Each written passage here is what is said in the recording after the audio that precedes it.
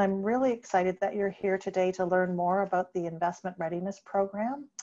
As I mentioned earlier, any questions that you have throughout, given this large size of the group, and it's a little bit hard to keep track of who may have their hand up or not, please just put your questions in the chat, and Sarah will be moderating the last half of this session, and she'll be giving you an opportunity to ask your questions then. We also, what we'd love to do when last time, for the first round of these, we were in person. It was just prior to the pandemic hitting us. And so it was a really great opportunity for all of you to get to know a little bit about each other as well, and the exciting projects that you have planned or on the go with your charities, with your not-for-profit, with your B corporation, your social enterprise. And so we will attempt to do a little bit of that depending on how much time we have. When we do get to that part, we would like if you just could maybe take a minute or 30 seconds actually, because we do have 24 people now on the line. And so if we were going to be able to give everyone longer than that, it would just, it would take up all our time. So I'm going to jump right in. And so maybe we could just go to the next slide, Sarah. Thank you. So a little bit about who we are and what we're doing. So we have formed a partnership for the Investment Readiness Program. Kitchener-Waterloo Community Foundation is leading this initiative locally in partnership with all of those organizations that you see mentioned on the screen. So there's 5 community partners from community foundations, that being Cambridge and North Dumfries Community Foundation, and Anne Lavender's on the call. If you want to just give a wave, Anne. Thank you. Centre Wellington Community Foundation, the Guelph Community Foundation, and Stratford and Perth Community Foundation, in addition to Kitchener-Waterloo Community Foundation. I don't think there's anyone on the line from those other community foundations for this session. If there is and I missed you, please take yourself off mute and give a shout out, but I think we're good. In addition, we realized that community foundations, generally the key stakeholders for community foundations are charities.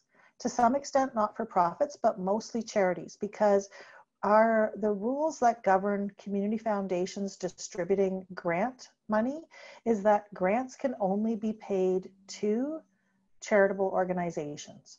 Not-for-profits sometimes can qualify to get grant money from a community foundation, but only if they have what's called a fiscal sponsor.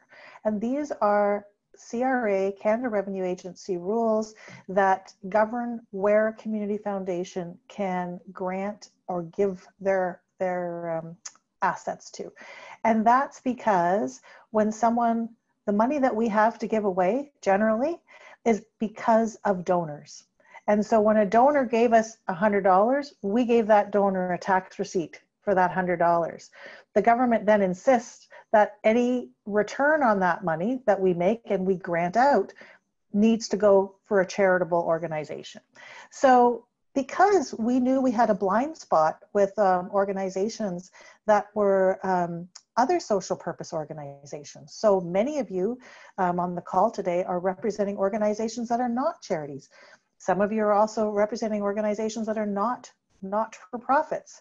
And so other social purpose organizations, social enterprises, B Corps, all of those types of organizations are not organizations that a community foundation normally interacts with on a day-to-day basis, because we can't grant to you.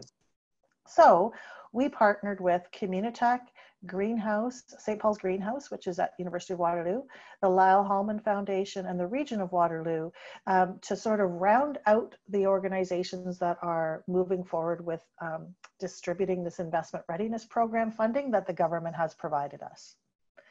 So Sarah, if you want to just move on to the other, thank you. So the Investment Readiness Program is really helping social purpose organizations to take the step towards being investment ready. So in 2018, late 2018, the federal government announced $805 million to support social enterprises. They learned from experience that that the UK had done. So the United Kingdom had a similar type fund that was launched a number of years prior. And what happened was, when the United Kingdom government launched that fund, turned out there wasn't any organization that was really ready to apply for social finance. So in regards to that, this government, our federal government, learned and said, you know, let's carve out 50 million from that $805 million, and let's use that as readiness money. Let's help organizations get ready so that when we open up the social finance fund, which will be the other $755 million, when we open up that other fund, there will be organizations like those organizations that you represent that will be ready to apply. The government then contracted with 5 partner organizations to distribute this money. The Community Foundations of Canada, of which ourselves and the other community foundations that I mentioned earlier are a part of.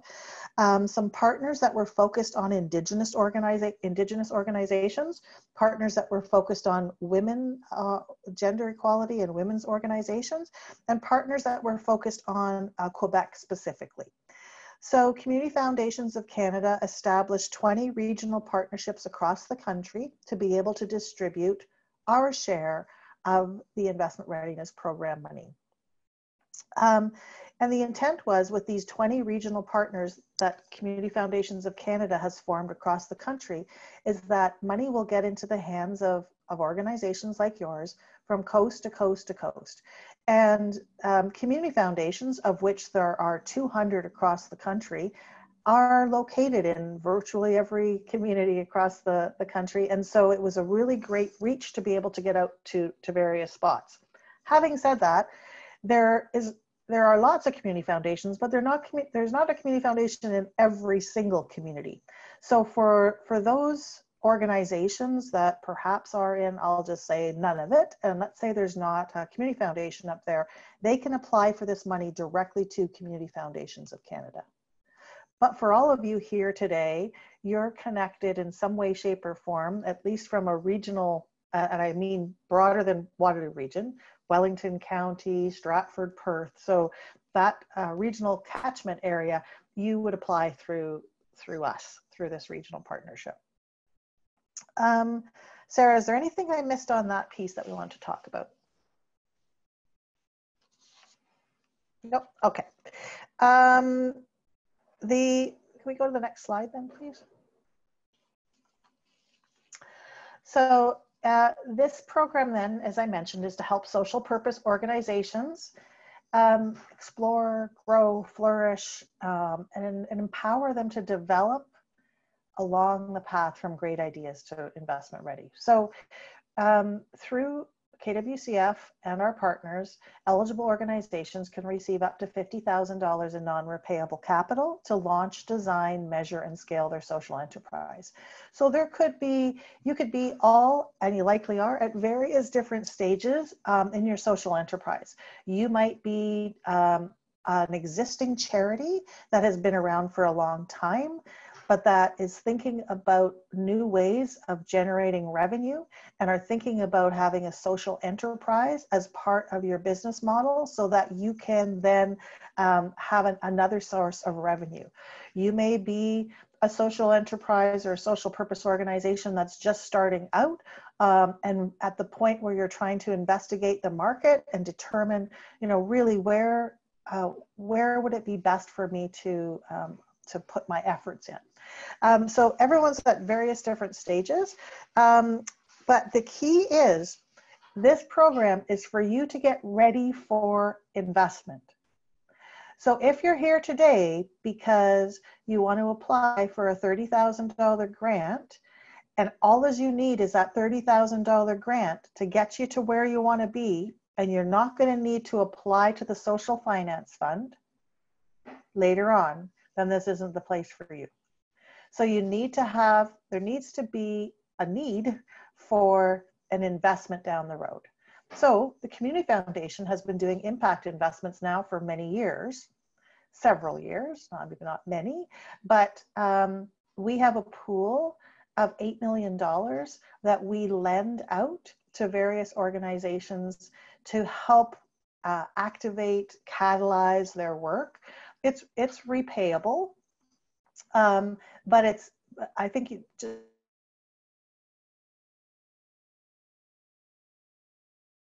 the government. So this money is to get you ready to apply for repayable capital to help move your initiative forward. Okay, so what is a social enterprise? That's on the next slide. So, I'm not going to read through all of this, but I think we've talked about that it's a social enterprise is an organization that is aiming to sell goods or services to earn a revenue. And the trick is also, while also helping to achieve positive social, cultural, or environmental objectives. So there's 3 examples on the screen here. It could be that your organization is to provide mental health support to Black men that are experiencing poverty. It could be your organization is supporting Indigenous-led arts retail stores that would strengthen economic opportunities and make more inclusive cities. Or it could be that you're creating sustainable and accessible menstrual products, reducing both inequality and also having a positive climate impact. So those are 3 examples of what your social enterprise could do. Sarah, over to the next slide, please. So who is eligible? As I mentioned, charities, not-for-profits, co-ops, and for-profit social enterprise. And the need to support a project that will allow you to explore or advance your enterprise. Sole proprietorships are not eligible. So you need to have a business number and a business number or a charitable number, not and, business number or a charitable number in order to be able to apply as well. So social purpose organizations, life has changed a little bit since the last time we did these presentations. It's really about, moving forward with projects that are going to be really key to Canada's recovery efforts to build back better, to have a just recovery for all. And so the organizations that you represent and the organizations that will be successful are helping our communities advance some of the biggest social, economic, cultural, and environmental challenges that we face today. We are aware that social innovation and social finance space remains predominantly white. So recently, many IRP, Investment Readiness Program, and other sector leaders, including the Community Foundations of Canada, I'm just going to pause for a second.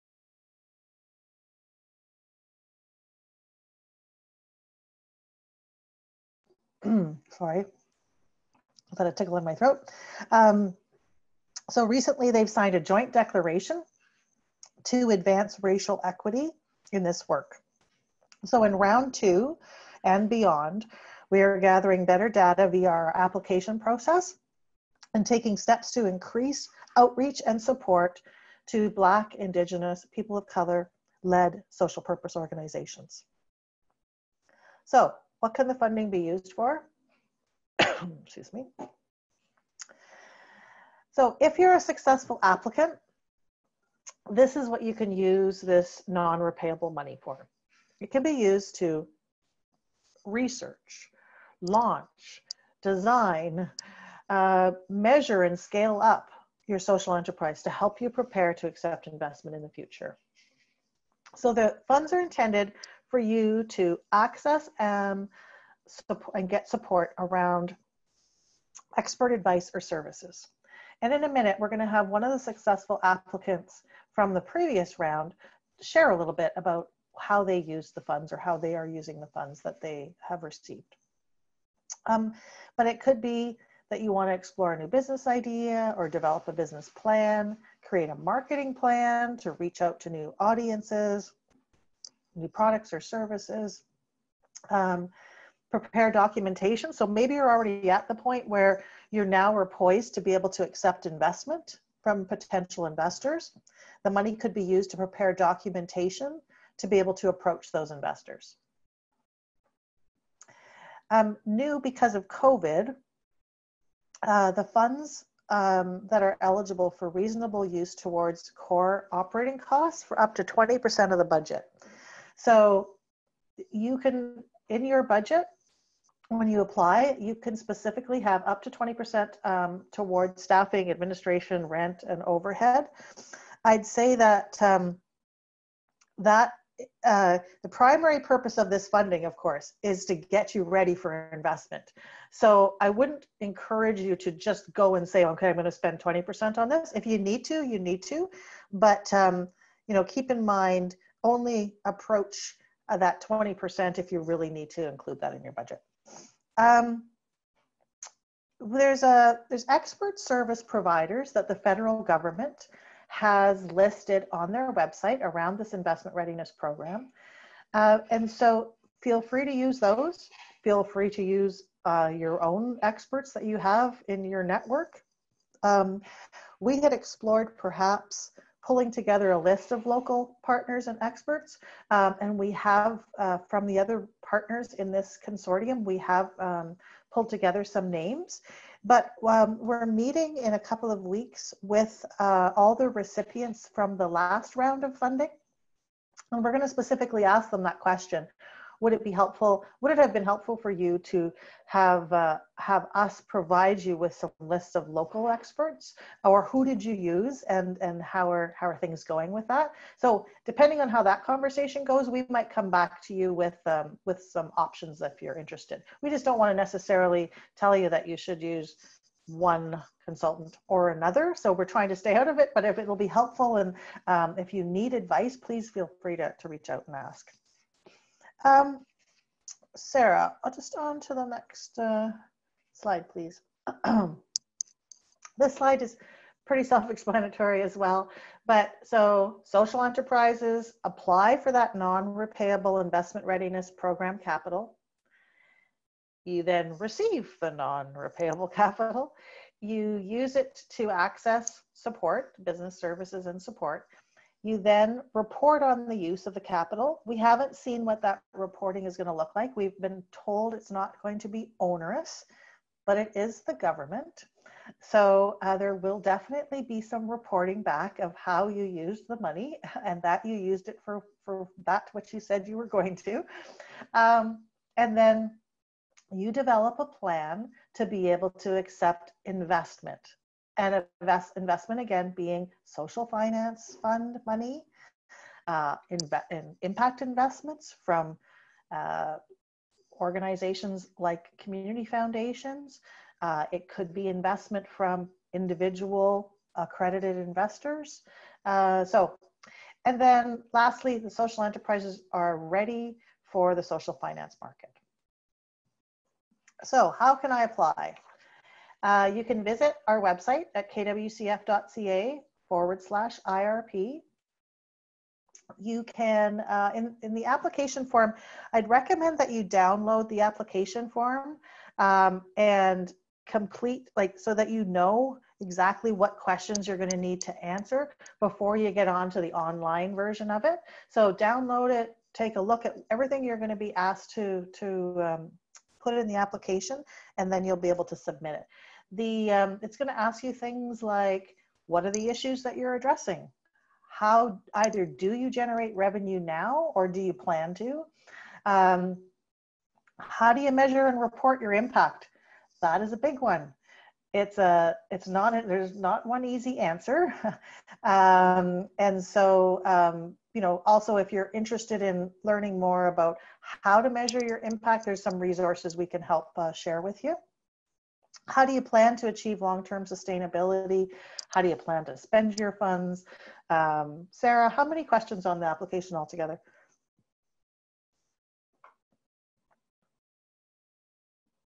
Take yourself off mute. I was trying to figure because it's not down below.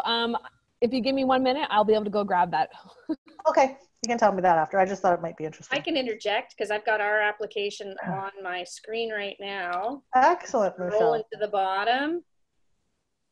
There are 40 47 questions with some subcategories. So it's not insignificant. Thank you, Michelle. No problem. It's not insignificant. You know, but please take a look at it, and we'll hear a little bit more from Michelle in a few minutes. You know, she'll be able to tell you how onerous or not that was, as the case may be. And so one last slide, I think, for me, Sarah. So next steps. So as I mentioned, you can visit our website for more information and link to some frequently asked questions, the granting guidelines, the application itself. Decide if you would benefit from this funding. Apply before October 9th at 8 p.m. and find out if you receive funding by December 23rd, just in time for holiday season. Find out if you received your funding by December 23rd, 2020. And then use the funding to get yourself ready for investment. Now, I'll just, before I turn it over to Sarah, I just want to make one comment. We have not heard anything new about the Social Finance Fund, the other $755 million that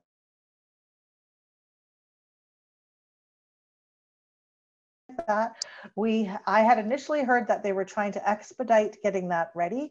All along, though, it was planned to be launched in early 2021. If we hear anything different than that, we'll let you know, but that's the plan so far as we know. But impact investments are always open to be applied for at the KW Community Foundation. There's a link on our website at kwcf.ca under impact investing where there's an application process. So if, as you go through this, you decide, to heck with the readiness money, I'm already ready, and you want to apply for an impact investment, you don't have to wait for the Social Finance Fund. You can do that through a community foundation. Not all community foundations are involved in impact investing, but a number of us are.